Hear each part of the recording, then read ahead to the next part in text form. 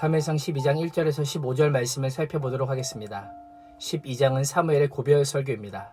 사무엘은 사울왕의 왕이 죽이시길 기점으로 하여 역사의 전면에서 물러나면서 백성들에게 마지막으로 설교하고 있습니다. 역사를 회고하면서 이스라엘은 왕을 요구하였고 그들의 요구대로 이스라엘 위에 왕을 세운 자가 자신이라고 고백합니다. 사무엘은 늙어 백발이 되기까지 성실하게 백성들을 섬겼습니다. 그는 누구의 소나 나귀를 빼앗지도 않았고 누구를 속이거나 압제하지도 뇌물을 받지도 않았습니다. 3절을 보면 이스라엘 백성들을 향해 내가 여기 있나니 라고 하면서 나를 지적하거나 비판할 일이 있으면 얼마든지 해보라는 식으로 말을 하고 있습니다. 털어서 먼지 안 나는 사람이 있을까요? 인간이라면 누구나 잘못이 있고 누구나 흠이 있습니다. 그러나 사무엘은 달랐습니다. 모든 부분에서 청렴결백했습니다. 5절에 보면 사무엘의 청렴결백에 대해서 여호와께서 증인이 되셨고 여호와의 기름 부어 세운 왕도 증인이 되었고 온 백성도 이를 인정하고 있을 정도라고 말씀하고 있습니다. 사무엘은 하나님 앞에서만이 아니라 사람 앞에서도 부끄러움이 없는 지도자였습니다. 진짜 그리스도인은 하나님께만 인정받는 자가 아니라 사람들에게도 인정받고 칭찬받는 사람입니다.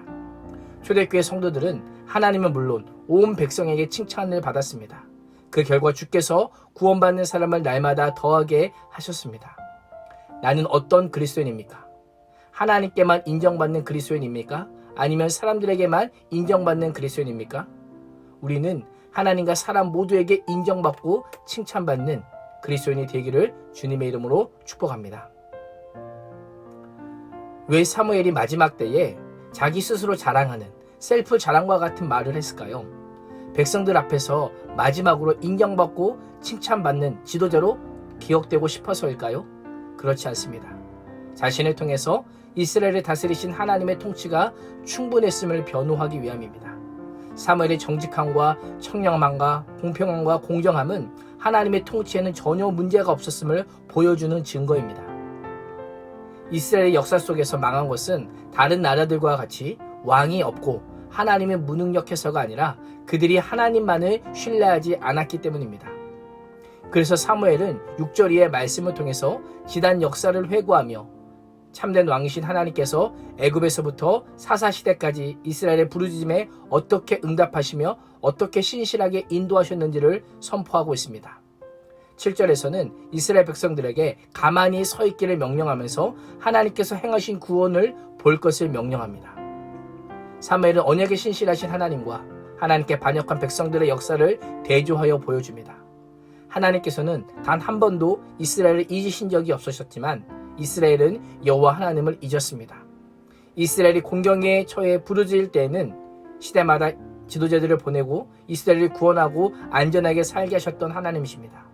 12절에서는 현재 이스라엘의 상황을 설명하면서 암몬왕 나하스가 치러움을 보고 이스라엘은 하나님께서 왕이 되심에도 불구하고 인간 왕을 요구했음을 지적합니다.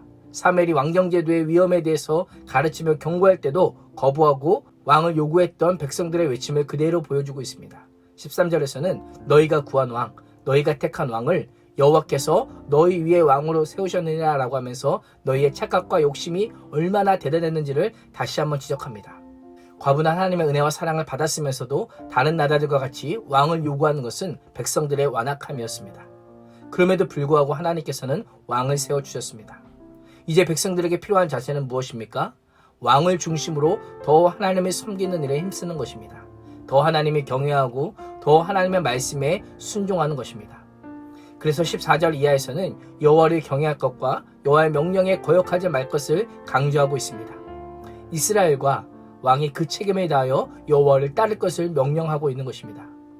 이 말씀은 왕의 존재 자체가 이스라엘의 미래를 보장해 주는 것이 아님을 알려주고 있습니다. 왕의 통치와 군대 편성이 이스라엘을 안전으로 이끌지 않는다는 것입니다. 무엇이 이스라엘의 미래와 안전을 보장합니까? 말씀에 대한 순종입니다. 하나님에 대한 신뢰와 순종에 그들의 미래와 안전이 달려있는 것입니다. 우리의 인생도 마찬가지입니다.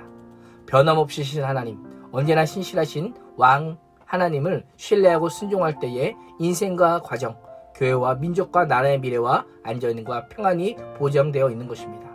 오늘도 사무엘과 같은 청렴결백함으로 하나님의 은혜를 기억하며 하나님을 경외하고 말씀에 순종하는 복된 인생이 되시기를 주님의 이름으로 축원합니다.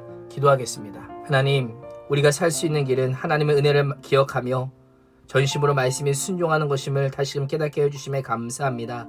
이스라엘 백성들의 실패와 망각을 본보기 삼아 육체의 소욕을 따라 살지 않게 하여 주시고 성령을 따라 살아감으로 날마다 생명의 복과 은혜가 넘치는 복된 인생 되게 하여 주옵소서. 예수님의 이름으로 기도합니다. 아멘.